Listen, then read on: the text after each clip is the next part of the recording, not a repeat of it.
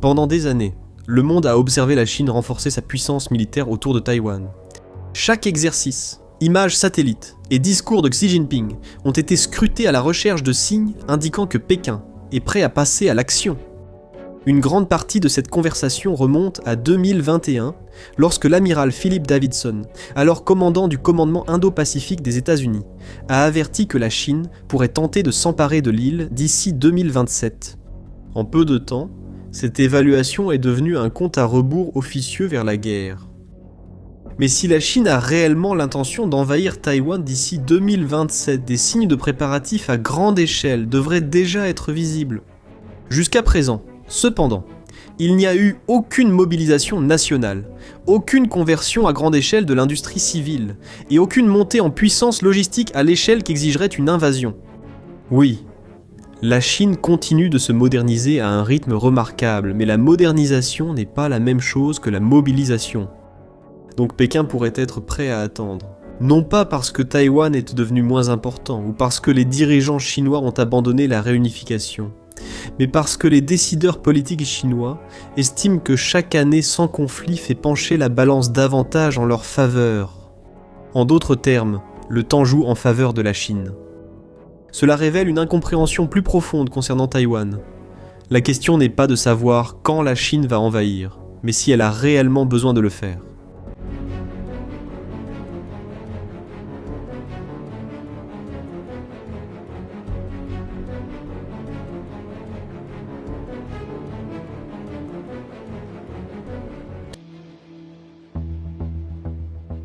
Pour le Parti communiste chinois, la guerre civile ne s'est jamais vraiment terminée à Taïwan.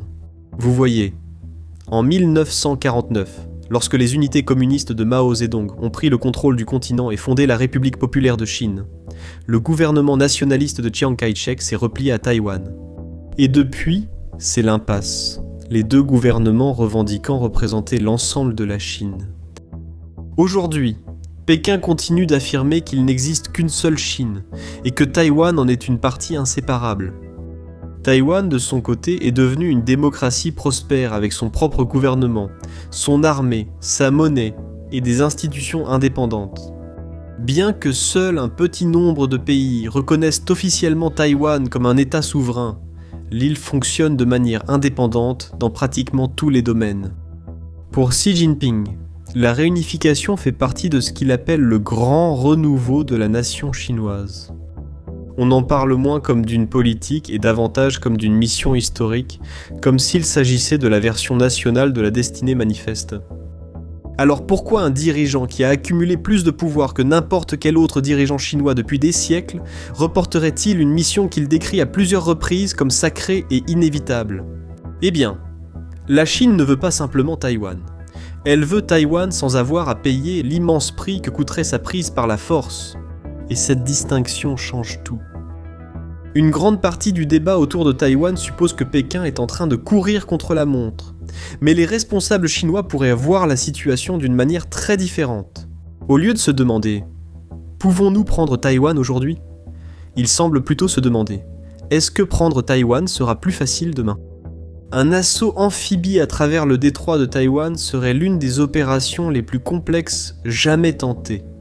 La côte ouest de l'île n'offre que quelques sites de débarquement, tandis qu'au-delà, des zones urbaines denses et des montagnes escarpées donnent l'avantage aux défenseurs.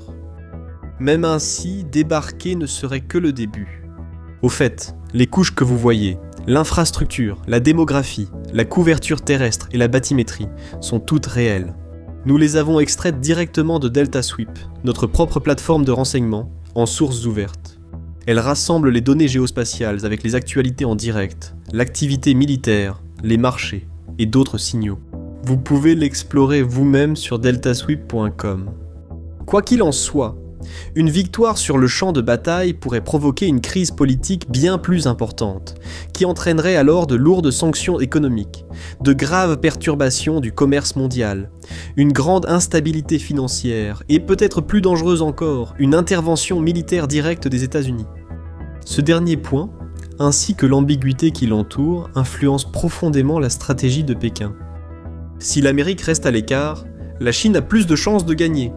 Cependant, si Washington intervenait, le conflit pourrait rapidement dégénérer en une confrontation directe entre les deux armées les plus puissantes du monde, avec des répercussions bien au-delà de l'Asie de l'Est.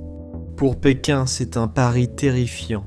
En ce sens, la réunification ne vaudrait pas grand-chose si elle détruisait l'économie chinoise et des décennies de croissance. Une invasion dans ces conditions ferait plus de mal que de bien. Cela explique donc pourquoi les dirigeants chinois décrivent souvent la réunification comme inévitable plutôt qu'urgente. Pékin pense que plus il attend, plus sa position se renforce.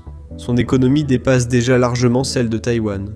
Sa base industrielle continue de croître, et sa marine ainsi que ses forces de missiles se renforcent de jour en jour. Dans le même temps, les responsables chinois voient une Amérique accaparée par des conflits à l'étranger et divisée politiquement chez elle. Que cela soit réellement vrai ou non est presque secondaire, ce qui importe, c'est que les Chinois y croient. Ainsi, vu sous cet angle, la Chine s'abstient parce qu'elle est confiante, et non parce qu'elle hésite.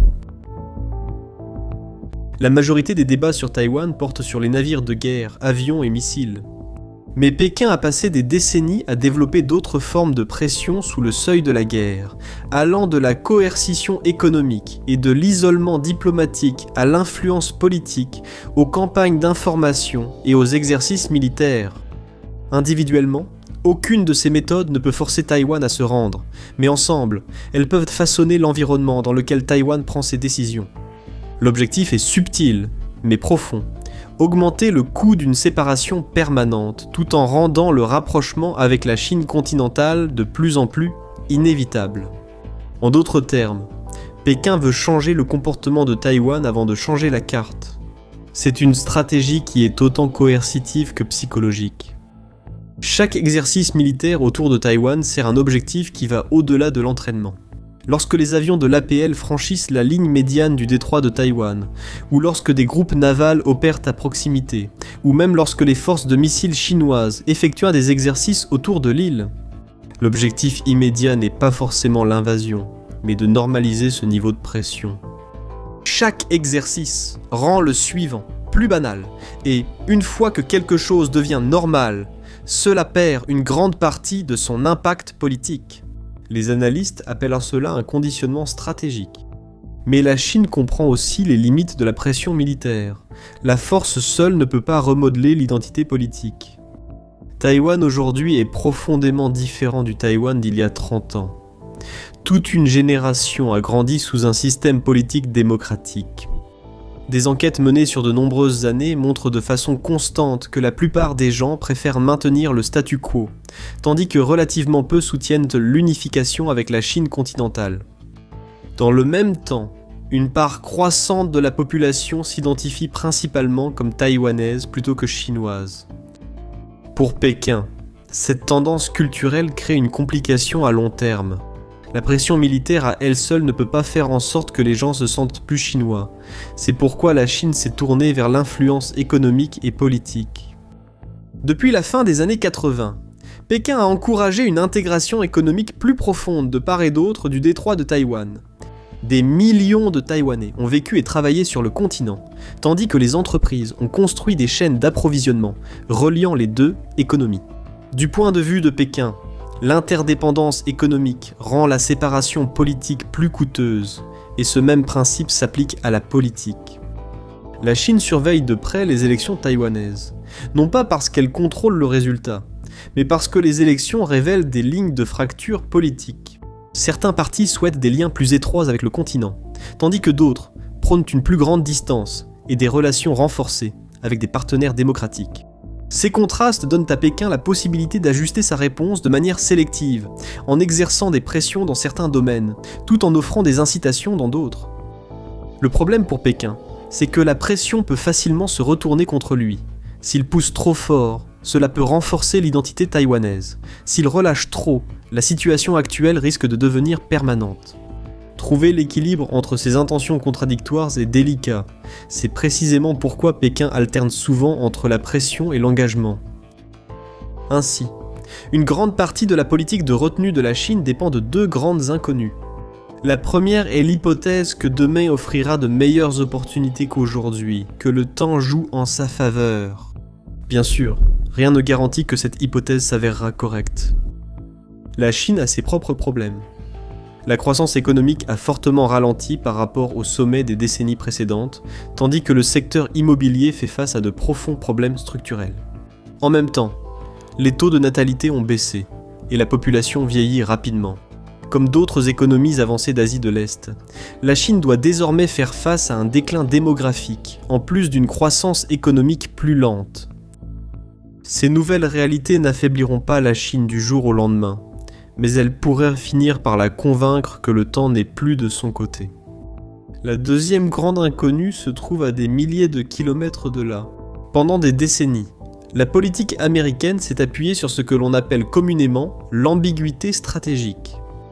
Washington soutient la défense de Taïwan, mais évite de garantir explicitement une intervention militaire. Cette incertitude est délibérée. Elle dissuade Pékin d'utiliser la force tout en rappelant à Taipei que le soutien militaire américain n'est pas inconditionnel. Les administrations américaines successives ont maintenu cet équilibre. Cependant, la Chine réévalue constamment la position de l'Amérique. Chaque élection, budget de la défense, vente d'armes ou déclaration pourrait faire pencher la balance. Si, dans un avenir proche, les dirigeants chinois pensent qu'une intervention américaine est peu probable, ils pourraient estimer avoir plus de marge de manœuvre. La pression militaire est souvent perçue en termes binaires, soit la paix, soit la guerre. Mais il existe tout un éventail de mesures coercitives entre les deux, allant des inspections maritimes et des cyberattaques aux restrictions économiques, au contrôle de l'espace aérien, à la pression juridique et au blocus limité. Chacune de ces mesures peut exercer une pression, mais sans le coût politique d'une invasion à grande échelle. Ainsi, au lieu de lancer une attaque amphibie directe, la Chine pourrait préférer exercer une pression de manière progressive. Agir ainsi présente un avantage évident. Cela oblige les autres gouvernements à prendre des décisions difficiles.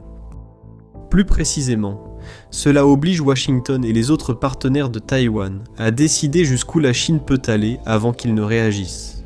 Après tout, à partir de quel moment une coercition graduelle justifie-t-elle une réponse militaire? Et à partir de quand cela devient-il simplement la nouvelle norme? La communauté internationale est souvent plus disposée à accepter des changements qui se produisent progressivement que ceux imposés d'un seul coup, et cette tendance pourrait fortement jouer en faveur de la Chine. Cela ramène donc la discussion à la question centrale. Quand la Chine envahira-t-elle Taïwan? Eh bien, pour l'instant, il n'y a aucun signe de mobilisation militaire, et Pékin ne semble pas être pressé. Seul l'avenir dira si cette patience portera ses fruits. Parfois, l'histoire se façonne bien avant que le premier coup de feu ne soit tiré par ceux qui savent transformer le temps en une arme. Avant de conclure, une dernière remarque sur Delta Sweep. Toutes les cartes et données présentées dans cette vidéo proviennent de la plateforme.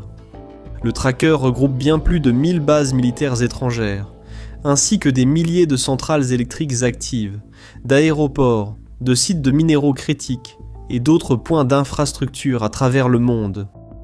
Ce type d'information est essentiel pour l'analyse militaire car il permet de montrer où les forces sont stationnées, comment elles peuvent être approvisionnées et où se situent les points de pression potentiels. Vous pouvez l'explorer par vous-même, ainsi que suivre l'actualité en direct, l'activité militaire, les marchés et d'autres signaux sur deltasweep.com. Merci pour votre temps et pour Seoul.